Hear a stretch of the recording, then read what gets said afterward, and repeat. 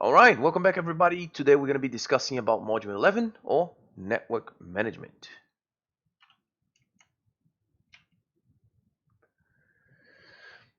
So within this module we're going to be discussing about hierarchical networks, scalable networks, switch hardware and router hardware. Hierarchical networks. There is a video that basically discusses the hierarchical model that you guys study in network design. So if you remember, we have the hierarchical model, which basically describes that enterprise networks, they are usually organized in 3 layers. Access layer, which is basically connecting all your end devices. We have your distribution layer, which is basically doing the routing functions between the different networks, the different VLANs. And we have the core layer, which is also known as the backbone layer, where most of the traffic needs to be switched as quickly as possible. Okay. So the organizations, they increasingly rely on the network infrastructure to provision mission-critical services. Evolving organizations require networks that can scale and support converged network traffic, critical applications, diverse business needs, centralized administrative control.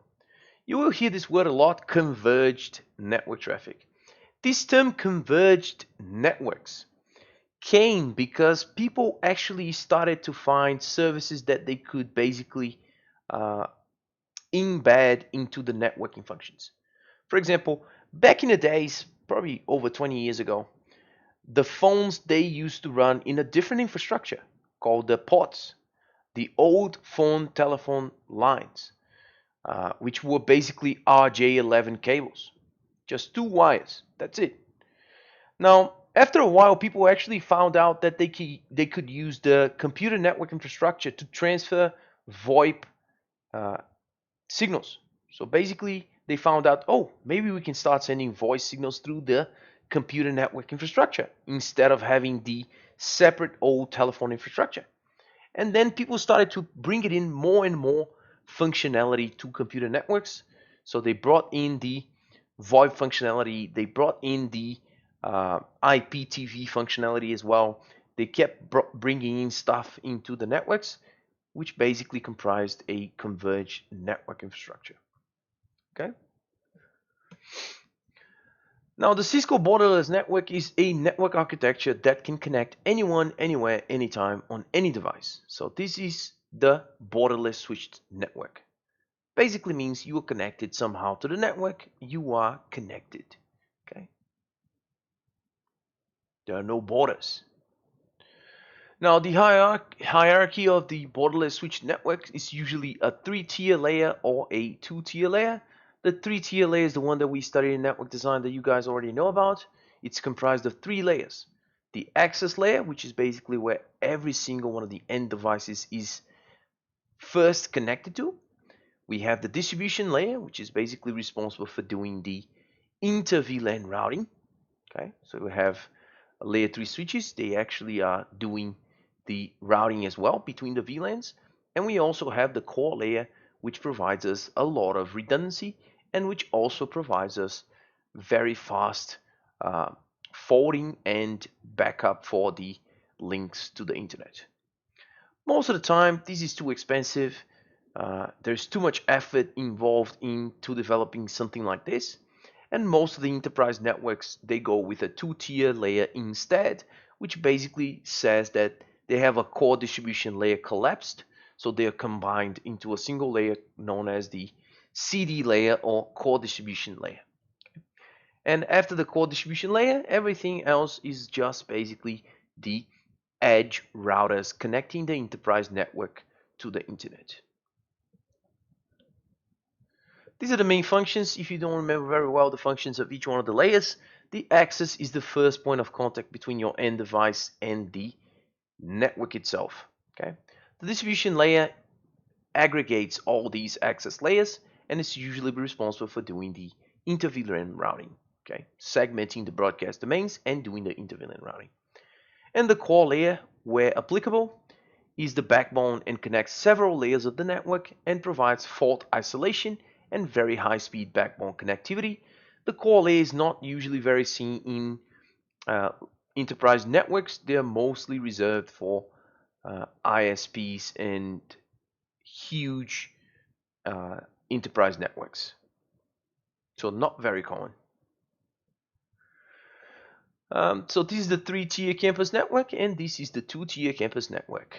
So the 2-tier campus network uses the collapsed core, which just basically means you have the distribution and core combined into one. Everything else you have is just the edge router connecting yourself to the internet or other wide area networks. All right, we discussed about this already. Okay, now let's talk about these scalable networks. Scalability is a term for a network that can grow without losing availability and reliability. So usually scalability is a term that is taken very seriously by network administrators and network engineers. So most of the time you don't want to design a network that cannot grow. Scalability is the key here. So you want to make sure every time you design a network, there is some sort of room for enhancements, for growth, for improvement. And the only way you can accomplish this is by having redundancy. So you have your redundant links, by having multiple links, by having scalable routing protocols, and wireless connectivity. So all these things, when they're implemented very well, you make sure you have a scalable network. Redundancy. So what is redundancy? Redundancy is making sure you have more than what you need, and it's basically there for backup. So in this example here, we have some redundant links between switches. As a consequence of this, if one of the links goes down, the other link is still there to back it up. All right? One protocol that is key for implementing layer 2 redundant links is the spanning tree protocol, because it will make sure we don't have a loop in the network.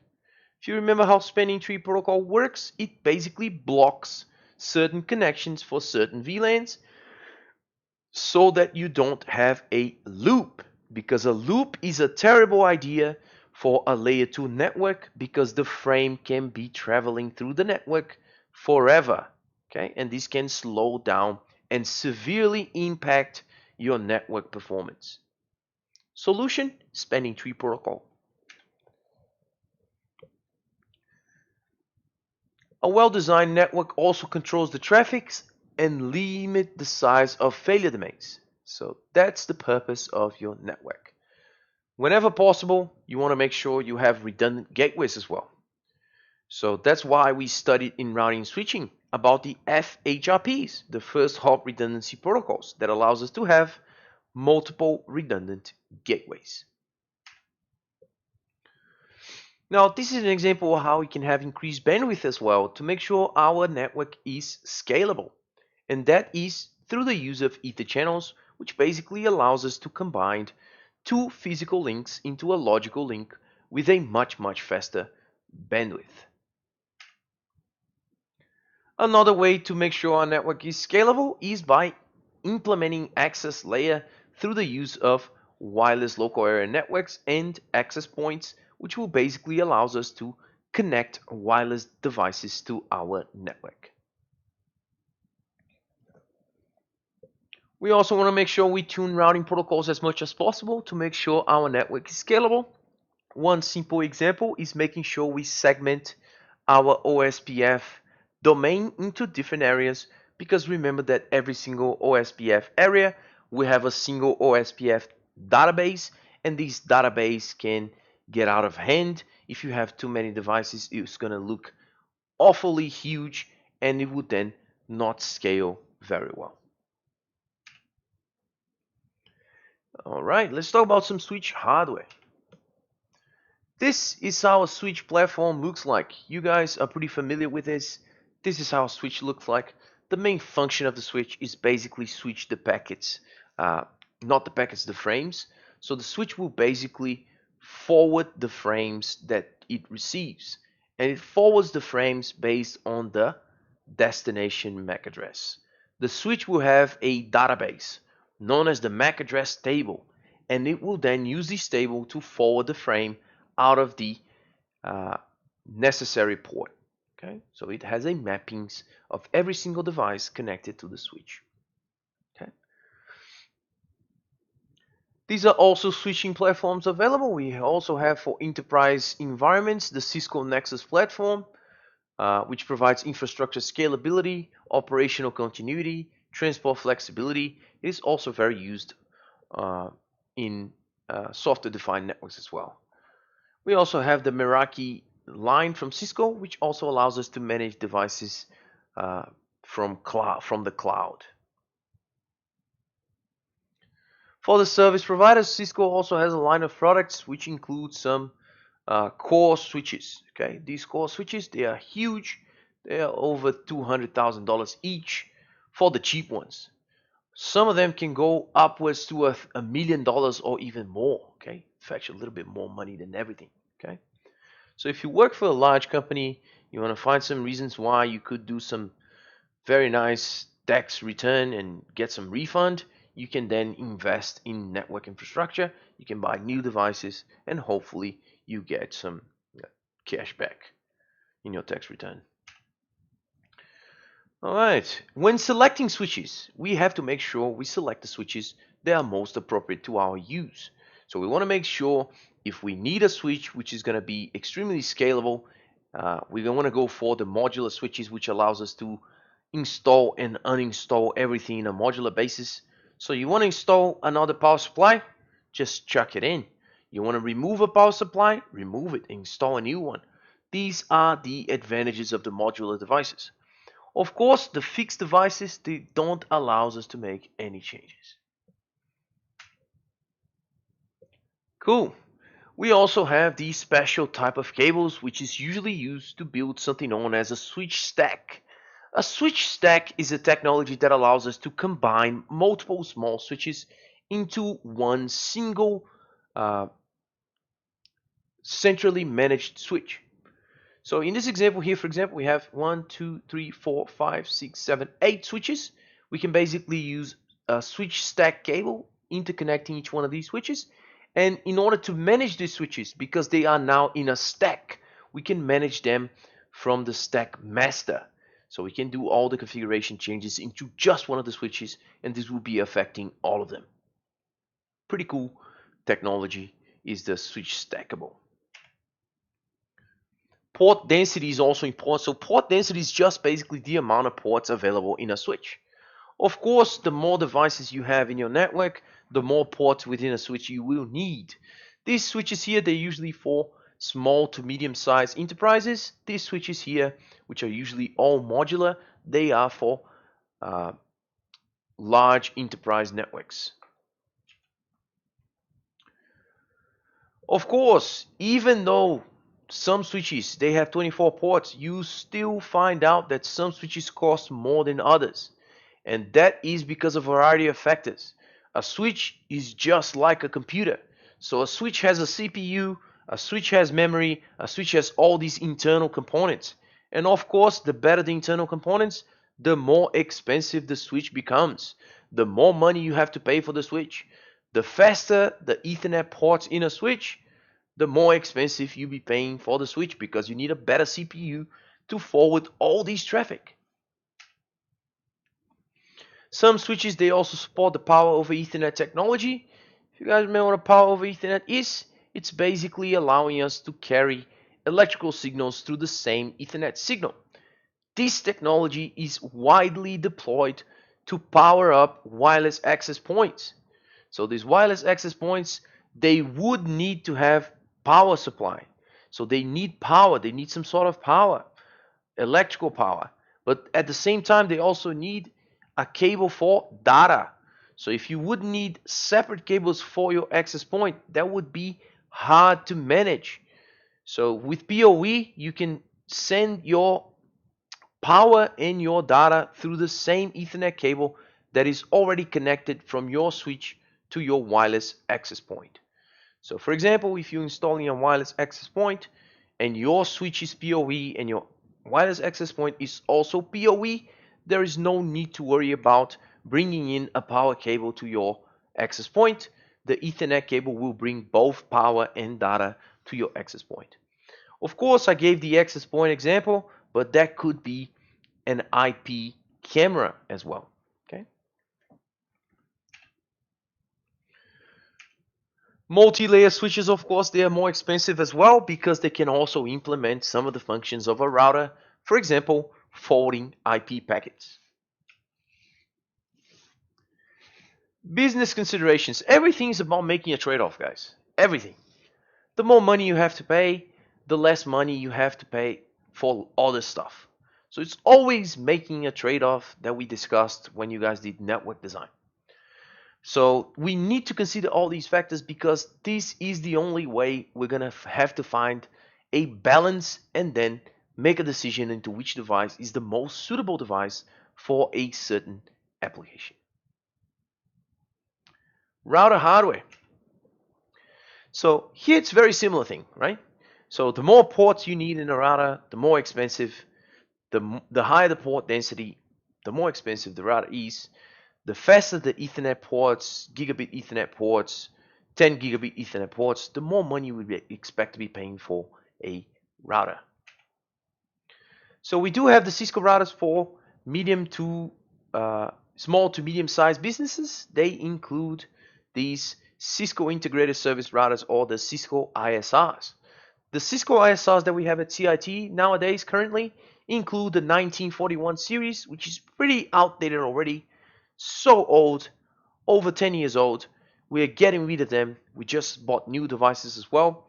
From next semester, all of them will be the new 4000 series routers, which are the 4321s that we have in our classroom, D132. Okay, these are widely deployed, widely used in the industry. They support VPN technologies. They support the best encryption algorithms available nowadays. They support many modules that can be installed here to support NBN, ADSL, and many other technologies, access technologies.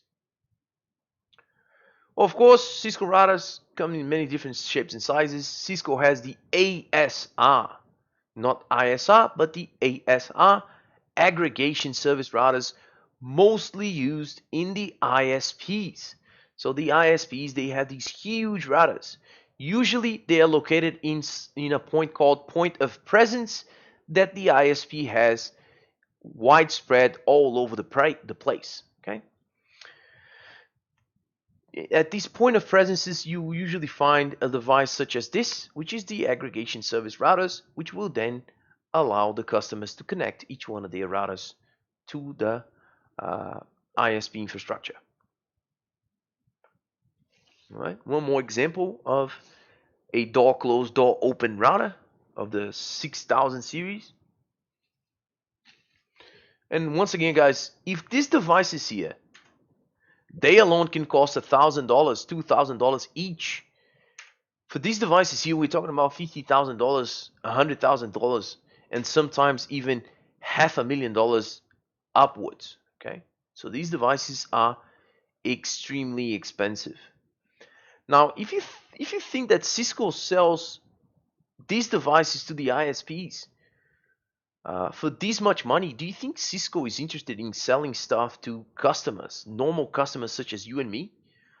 That wouldn't be compatible with Cisco's business model because Cisco is actually interested in selling to companies and not to individuals such as you and me. It would be a little bit of waste of time for Cisco to knock on each one of our doors to offer a $100 router switch if they can sell all of these to the ISPs themselves and make tons of money, tons of profit from the ISP itself. All right. These are the industrial routers that can also be installed in huge factories. These are usually used when some of the companies, they want to integrate artificial intelligence, they want to integrate robots, they want to integrate the entire factory infrastructure to the network. This is the Cisco 900 series, small branch office router. So if you want to buy a router for yourself, for your house, and you want it to be a Cisco, there you go. You have the small branch office router from Cisco. You can pay like probably $500 for one of these, and you are all sorted out. You can pretty much do everything we do in the enterprise level routers. Okay, we also have the aggregation routers that we already discussed. The 5500 series is one example of these routers that are used for wide area networks aggregation. So mostly used by internet service providers as well. Another example of a Cisco 800 industrial integrated service routers. And this is everything you guys have to do for this chapter. So we do have a packet tracer to compare layer 2 and layer 3 devices. So you will be comparing a router 4321 and a 3650 layer 3 switch. And this is everything we discussed here today. So we discussed about the hierarchical model, 3-tier and 2-tier. We discussed about an enterprise network and how it looks like. We discussed about the technologies that allows our networks to be scalable, including Ether channel, redundant links, and so on. We also talked about the different types of models, routers and switches we have nowadays for our medium, small, and large size enterprise networks. And this is everything we had to cover for this module. Cool, that was quicker than I thought. Questions?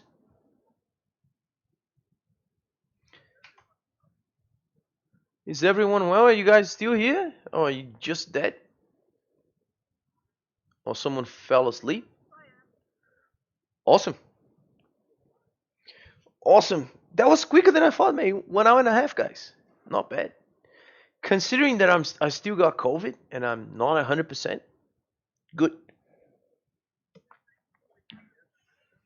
No worries. So did you guys I just have a question for some of you. If you already have worked in the industry, have you came across any of these devices that we talked about today? Maybe Nicole, have you seen any of these um, large enterprise routers before, or the switches?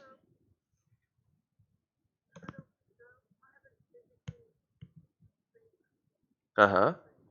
Mm-hmm.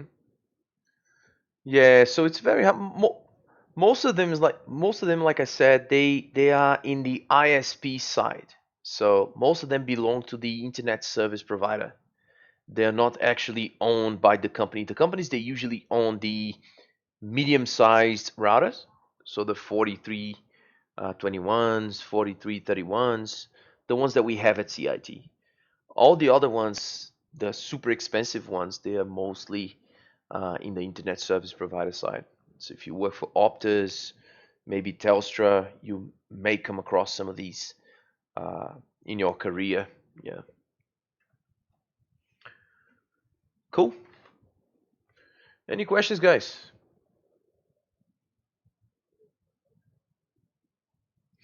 Yeah, did anyone know?